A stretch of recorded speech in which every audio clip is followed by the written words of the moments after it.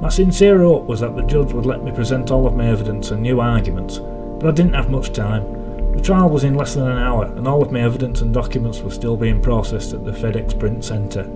Anxiously awaiting my documents, I stood in line at the print centre to see if they were ready, but the older woman in front of me had a very large order. "I want 500 pictures of my poodle, perfectly cut into 5x4 squares," the lady told the FedEx office clerk. "Alrighty, that'll be $200, the clerk told the woman. As the woman fished around in her purse for her money, I stepped to the counter impatiently. "Sir, I'll be with you in a moment," the clerk said to me, ignoring me. "I did an order 4 hours ago, and it's still not ready. I have a court trial in less than an hour with a celebrity. I'm on the news for it. I need those frigging documents," I said very frustratedly. The teenage clerk looked at me like he didn't care. "Can you get your priorities straight?" I asked. The clerk gave a giant moan, and then he walked around his work area like a lost dog. I didn't have time for this unprofessionalism. "My last name is Greer, Russell," I explained. "What was your name?" he asked, not understanding me. I forgot that most people can't understand my G's. "Greer, Greer, I spelled out slowly for the clerk. The clerk paused. "Clear?" he asked, thinking that's what my last name was. "No," I snapped. I quickly jotted down my last name. Not having the best handwriting, my name was a little messy. "I can't read that," the clerk said. "Oh, for the love of God!" I exclaimed. I couldn't believe that I was dealing with this guy. I was about to scream, "You know what? Never mind." Racing against the clock, I hurried out of the FedEx print centre and called the clerk's office of the small claims court. "Hi, I have a trial in 30 minutes and I'm unable to bring my physical evidence. May I show a PowerPoint that has my electronic evidence?" I asked the clerk who answered the phone. I created a slideshow as a backup just in case something went wrong with my tangible evidence. "Of course," the clerk said. "Awesome, thank you," I said happily. "You just need to bring your own HDMI card," the clerk explained. Her words hit me like a sucker punch. Like an Olympic runner, I ran with my satchel over my shoulders towards Radio Shack, which was 4 blocks away from the courthouse. The trial was in 10 minutes. I ran through traffic lights, dodged cars, rushed past people to get an HDMI cord. It was like a real-life version of Frogger. Luckily I didn't have to jump onto any logs or lily pads floating down an acid river like the game had you do. Finally, I proclaimed very weakly, "You have reached your destination," mimicking the GPS voice as I had reached the store. Catching my breath, I threw myself into the store, doing a somersault. The store cashiers looked at me surprised. "HDMI, cord, I need one, fast," I said, standing up, gulping for air. "Which size do you need?" the female clerk asked me. "Size?" I said, not knowing that there were sizes. I'd never used an HDMI cord before. "There's sizes?" "Yes, 6 inch, 12 inch and 2 feet, the clerk explained. I whipped out my phone and called the courthouse again, but they'd probably already got them ready for the trial, as they didn't answer. "Give me the 6 inch, I ordered. The clerk got the cord, and then I paid for it. Before the clerk could say anything about my receipt, I ran like I had never ran before out of that store. If they didn't know better, they could have thought I was shoplifting and trying to get away, but the truth was far from that. I was in a hurry to save my reputation. The winter evening frost bit my face as I ran and staggered to the courthouse. When I finally got to the courthouse, a news van was parked outside. I went through security as I saw John Smith trying to bar the news crew from entering the courtroom.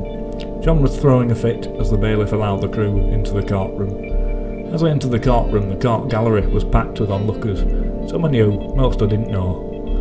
They came to watch the much-hyped showdown between Russell Greer and Taylor Swift. If any betting was going on, the odds were not in my favour. As I sat down, I noticed a cold, hard glare burning off of the side of my head. I slowly turned, and Taylor Swift's lawyer was giving me the look of death. John Smith wanted to gut me alive and then dice me into little pieces. That's what his eyes told me, at least.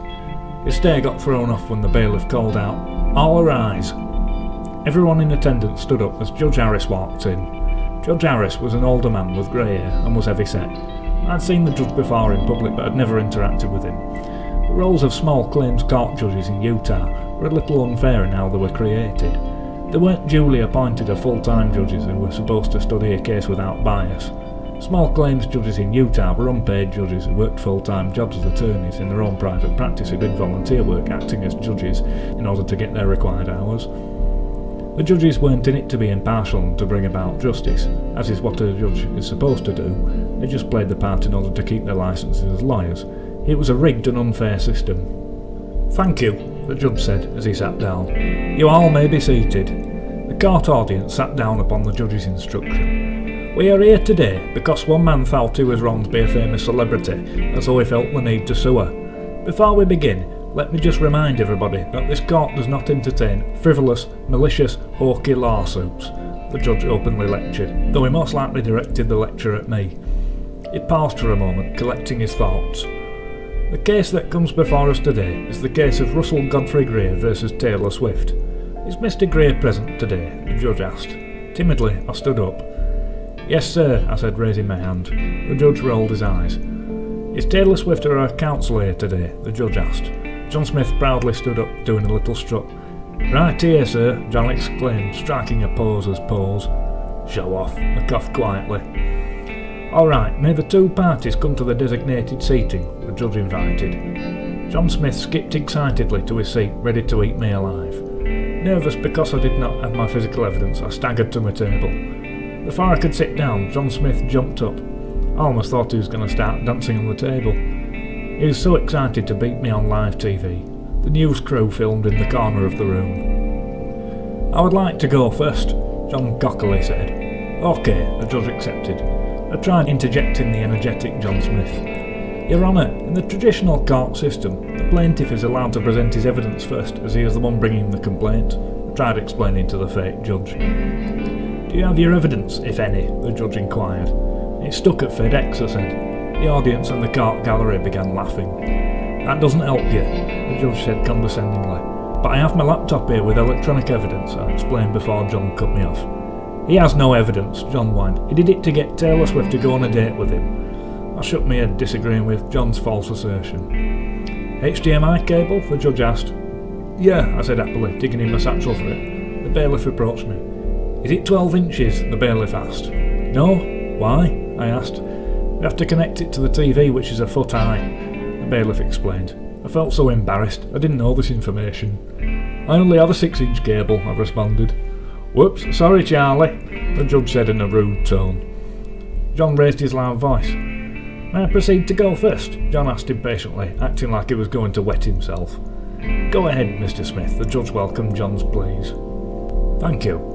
This man, John said as he pointed at me with aggression, has been nothing but trouble. He has said such horrible things about my client and her agents and her family. Let me read to you some of the things he has said. Before John could go on full douche mode, I interrupted the lawyer. I only said these things because I had a meltdown. I lost my mind after discovering that my celebrity crush hated my guts. That seems a little unfair to hold my frantic words against me. I tried to explain myself. Mr. Greer, it is not your turn, the judge scolded me. OK, fine. All of that is moot because this court does not have jurisdiction to hear this case. Taylor Swift does not live in Utah. Taylor Swift did not meet Mr. Greer. Taylor Swift does not owe this man anything, so therefore hearing this case would be a waste of time, John Smith explained in a very annoyed, high-pitched tone. Very good, the judge stated. Let me ask Mr. Greer a few questions. I stood up so that the judge could talk to me. Why do you think this court has jurisdiction over Miss Swift? The judge questioned me. Well, the lawsuit originally started against her agents and Jay called me and emailed me, explained, but Harris interrupted me. Then why didn't you sue him? The judge asked. Because I was trying to get her to see the harm that I suffered. It's called vicarious before I could finish. Smith jumped up. He sued her so he could take her on a date, Smith heatedly explained without any evidence. I have video proof of him saying this was all for a date. I didn't say that! You've taken my words, I tried arguing with Smith, but he cut me off. Oh yeah, he wanted to hold her hostage with a lawsuit so that she could go on a date with him, where she would have been forced to endure this man's sexual advances. Then after, Mr. Greer planned on taking her to a hotel and forcing her to engage in sex with him. The same kind of sex he has with hookers in Vegas. Smith went on a tirade without any proof. He had completely lied. He lied the same way Taylor had lied about me. That is not true, I said. Mr. Greer, I'm inclined to believe Mr. Smith over you, the judge stated. I couldn't believe it. The whole thing had become a giant slugfest against Russell Greer. Nobody wanted to give me the chance to explain myself. Never did I ever say anything about sex. In my mind, I went back to the castle tree. I returned to where I'd left off, my fingers grasping at the edges of the brick window, trying not to fall. Taylor continued to float above me, waiting for me to fall. Taylor, I never wanted it to end like this, I called up to her. I was only trying to get your attention. I don't date deformed people, Taylor Swift simply said to me. Goodbye, Russell. Instantly, the tower collapsed. The strong brick foundation crumbled. The window I held onto fell apart and I fell 200 feet down. The tower exploding and falling was my symbolism for my dreams bursting into flames. The woman I had fought for, and whom I thought I could impress, thought of me as a little person. Because my mouth was deformed and because I didn't have a lot of money and I didn't drive a nice car, Taylor Swift wanted nothing to do with me despite the fact that I tried flattering her with a unique song. I had a story of not giving up despite being born against the odds. Sitting at the plaintiff's table, I awoke from my dream. Everything was mute. The judge was speaking down to me, but I didn't hear the words he was saying. He was biased. He was hostile. He was talking to me like a baby, explaining negligence and the elements of it. I knew everything he said and had evidence and arguments to counter everything he threw at me, but I had no interest in listening to him since he was not listening to me. Instead, the eerie silence of heartbreak and the sizzling sound of a ruined reputation filled the room. I looked to my right as John Smith, and he was smiling intently at the judge. Taylor's lawyer was probably giving himself a pat on the back for kicking the butt of Russell Greer. To my left, the news crew still filmed, and then, wham! The judge hit the gavel against his bench. Sound returned back to the room. The motion to dismiss is granted. This case is closed. The court is now finished. Thank you, the judge said as he stood up and left the room. Taylor's lawyer stood up and glared at me.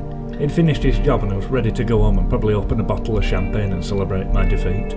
The audience took photos of me and then left the room. The news crew wrapped up and left the courtroom. I was left at my table, lying in the wreckage of my Cloud9. Everything seemed unreal. 2 years spent trying to impress Taylor Swift, and this is how it ended. As I staggered out of the courtroom, Dora, a news reporter for Fox 13, grabbed me. "Hey, we want to interview you," Dora said, shoving me towards the camera. 3, 2, 1, the cameraman said. Then gave us a thumbs up to start. "Mr. Greer, how do you feel right now?" Dora questioned, holding the mic to my mouth. "Terrible. This judge's ruling goes against all logic," I stated. "Is it true that you did this to go on a date with Taylor Swift?" Dora asked. I couldn't believe she'd asked me that question. "No, for the last time. That was purposely twisted by a lawyer," I responded. We talked for about 10 more minutes and then the interview ended.